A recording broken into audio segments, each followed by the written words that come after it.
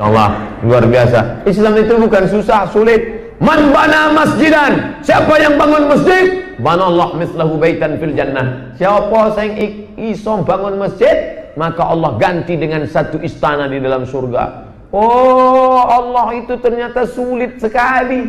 Masa mau punya istana dalam surga mesti bangun masjid? Siapa yang bisa bangun masjid? Orang kaya. Kalau begitu yang masuk surga orang kaya saja. Ternyata Allah Maha Adil. Man shalla isnatai asyarata raka'ah, siapa yang sholat 12 rakaat fil laili wal lailah, fil yaumi wal lailah, sehari semalam sholat 12 rakaat, bunyalahu bihinna baitun fil jannah, dibangunkan untuknya satu istana dalam surga. Yang kaya bangun masjid. Yang membangun masjid Nurul Asri ini dengan tahfiz Qur'annya, dengan kajiannya, dengan makanannya, Masya Allah, makanan terpanjang tadilah di atas, lengkap semuanya. Ini apa nih? Lidah Pak Ustaz. Apa? Lidah. Ini apa nih? Ini gudeg Pak Ustaz. Hah? Peka itu gudeg. Oh,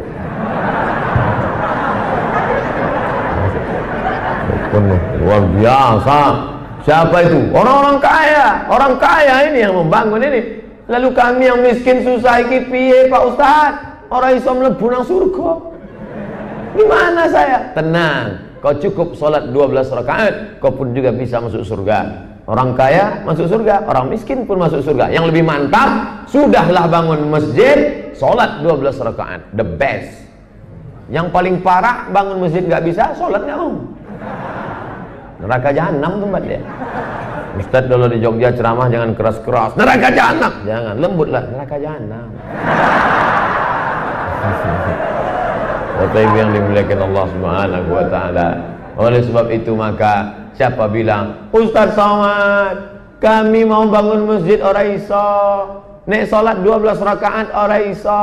Ada cara yang lebih mudah lagi Pak Ustaz? Ada. Apa dia? Man ala salasa banatin, siapa yang punya 3 anak perempuan, siji loro telu. Fa adabahunna, dididiknya anaknya dengan pendidikan agama. Wa ahsana ilaihinna, dia buat baik. Wa zawwajahunna, dinikahkannya dengan laki-laki yang baik. Wa ahsana ilaihinna, dia buat baik sampai mati. Falahul jannah, surgalah baginya.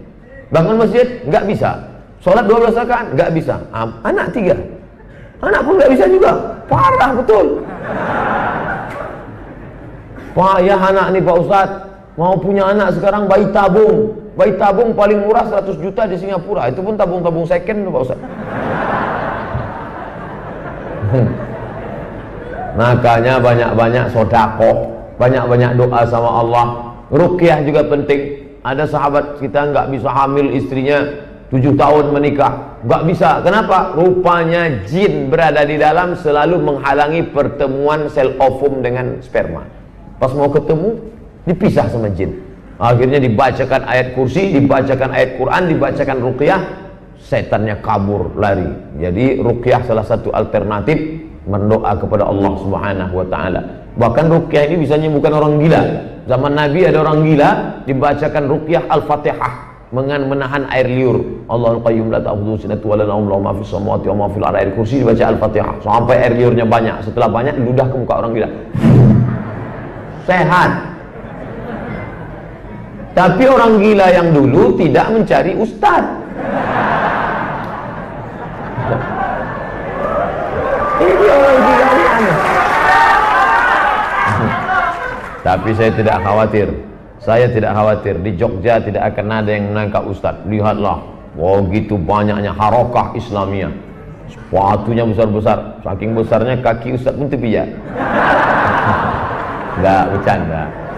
Bapak Ibu yang dimuliakan Allah Subhanahu wa taala, maka ruqyah ini penting, apalagi yang gadis-gadis, yang cantik-cantik, mana tahu mulutnya sombong, lalu ngejek-ngejek orang. Datang laki-laki yang iseng, hai cewek, godain kita dong.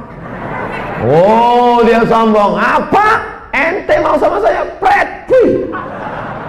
Air ludahnya diambil, oh, dibawa ke dukun, dijampi-jampi. Akhirnya makan tak kenyang, tidur tak lelap, terbayang-bayang di pelupuk mata. Pas mau makan sup, nampak wajah laki-laki itu membayang di sup. Pas mau mandi, nampak wajahnya di gayung. Pas mau minum, nampak wajahnya di teh.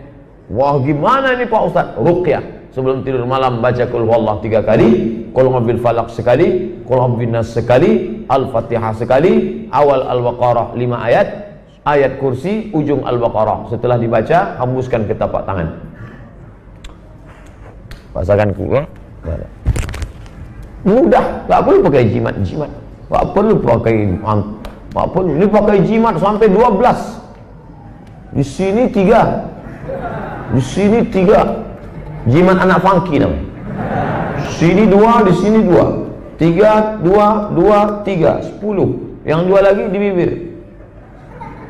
Bibir kasih anting. Lihat bibir dia pakai anting, bibir kita yang ngilu.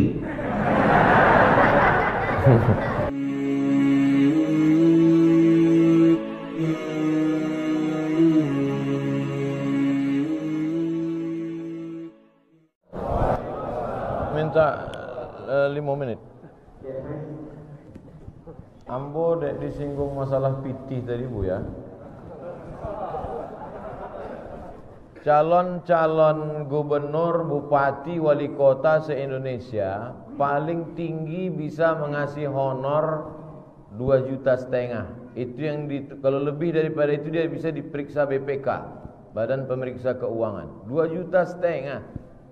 Ambo tahun iko menyerahkan PT sampai ratus juta dari YouTube, ndak mau ambil. Jadi kalau ada calon bupati, wali kota datang ke tempat Ambo ingin mengajak Ambonyo, bingung bara dikasih buya aku, sedang sampai ratus juga ndak diambilnya. Berinisial N magi Ambo CRV, Ambo pulangkan. Berinisial W magi Ambo Fortuner, Ambo pulangkan. Orangnya masih hidup gini. Baik Ambo kasih alamat, tapi jangan diminta itu. Iko Ambo sampaikan supaya calon-calon bupati wali kota jangan pernah datang ke Pekanbaru kalau hanya untuk mengajak Ambo foto baleho. Ambo ndak level itu. Ambo kok level Ambo VVIP. Hah? Jadi syaratnya apa Bu ya? Kok Ambo tulis 2 balai. Pertama, pemimpin itu mengambil keputusan mesti musyawarah dengan alim ulama, nenek mama, cadia pandai, menjaga filosofi 3 tungku sejarah.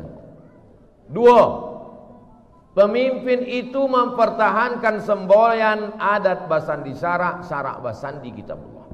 3, memperhatikan surau. Sebab awak punya filosofi kembali ke surau, pulang ke surau, bukan kembali ke laptop.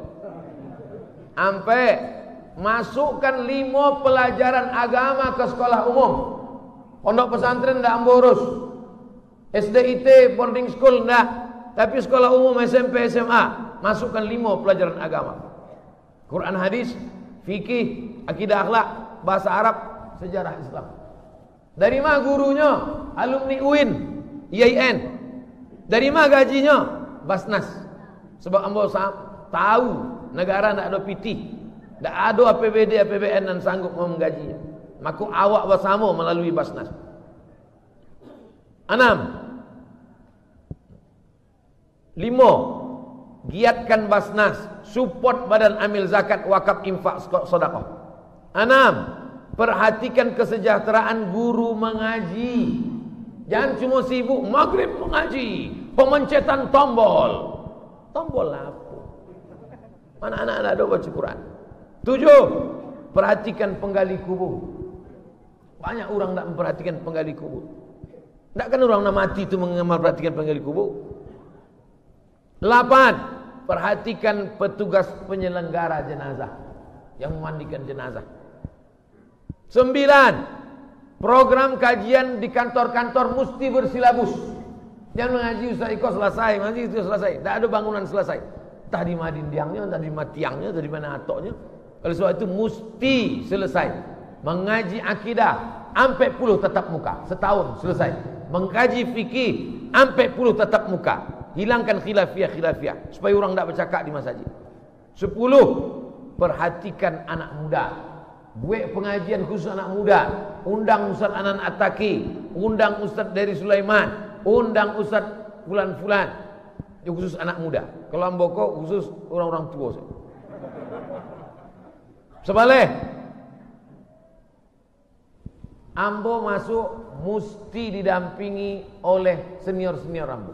Ambo tidak mau ambo dianggap penyebar fitnah dan lain sebagainya. Dua balik, tagakkan amar ma'ruf nahi munkar. Jadi jangan pernah berpikir datang ke Pekanbaru membawa pitih 10 juta, 20 juta, kemudian Ustadz Somad ikut dibawa berdoa, ya Allah dukunglah calon pemimpin kami. Pret. Itu bukan Abdul Somad. Share info kok supaya jangan orang ramai-ramai datang ke Pekanbaru.